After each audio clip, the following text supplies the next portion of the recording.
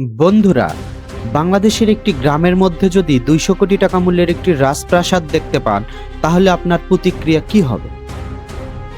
বাংলাদেশের একটি গ্রামের মধ্যে 200 কোটি টাকার বাড়ি। শুনতে অবিশ্বাস্য লাগলেও এই বাড়িটি নাকি তৈরি করা হয়েছে শুধুমাত্র মায়ের স্বপ্ন পূরণের জন্য। কেমন দেখতে এই রাজপ্রাসাদ আর কি আছে এর পেছনের গল্পে, চলুন দেখে আসি।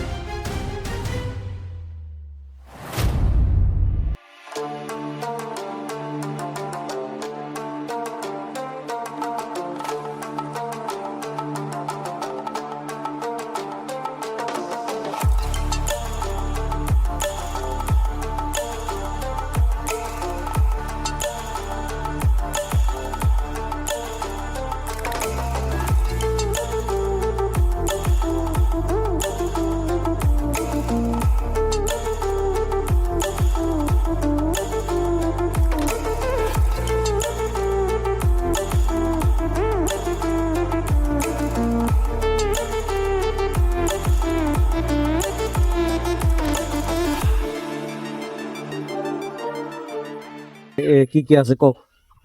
অনেক কিছু, বাথরুম আর বেশি। বাথরুম খালি আছে? হ্যাঁ। এত বড় বাড়ির মধ্যে খালি বাথরুম, হ্যাঁ, আর কিছুই নাই? বাথরুম এখনো লাগাইনি। লাগাইনি? তাহলে কি লাগাছে? এতদিন ধরে সেই শুনিচ্ছে 2-3 বছর ধরে খালি করিচ্ছেই। কি করিচ্ছে তাহলে? খালি বাথরুমই করিচ্ছে 2-3 বছর ধরে। আসসালামু আলাইকুম বন্ধুরা, আজকে আমি চলে এসেছি বগুড়া জেলার ধুনট উপজেলার প্রত্যন্ত একটি জায়গা নাংলু গ্রামে, যেখানে প্রবাসী এক ভাই সারোয়ার হোসেন, যিনি তার মায়ের স্বপ্ন পূরণের জন্য নির্মাণ করেছেন বিশাল এক রাজপ্রাসাদ। বাড়ির প্রধান প্রবেশদ্বার থেকেই রাজকীয়তার ছাপ পাওয়া যায়। সুন্দর কারুকাজ, বিশাল গেট এবং আধুনিক স্থাপত্য শৈলীর সমন্বয়ে তৈরি করা হয়েছে এই ভবনটি। দৃষ্টিনন্দন এই বাড়ির প্রধান গেটটি তৈরি করতেই নাকি খরচ হয়েছে প্রায় 2 কোটি টাকা।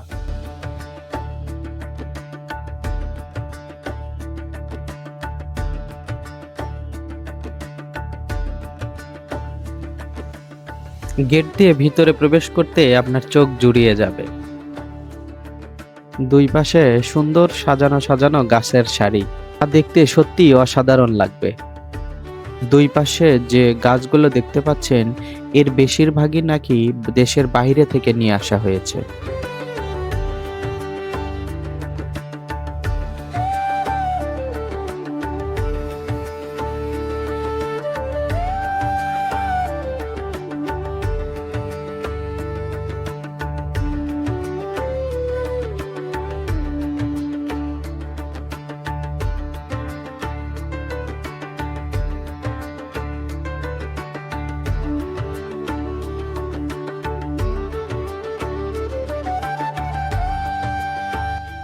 বাড়ি নির্মাণে দৃষ্টিনন্দন এই মার্বেল পাথরগুলো আনা হয়েছে ইটালি, পাকিস্তান এবং তুরস্ক থেকে।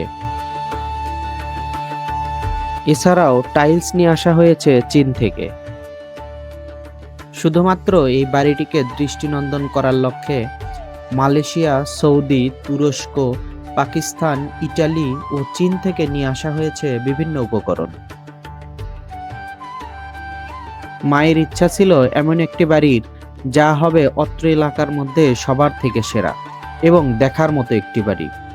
প্রবাসী ভাইটিও তার চেষ্টার কোনো ত্রুটি রাখেনি।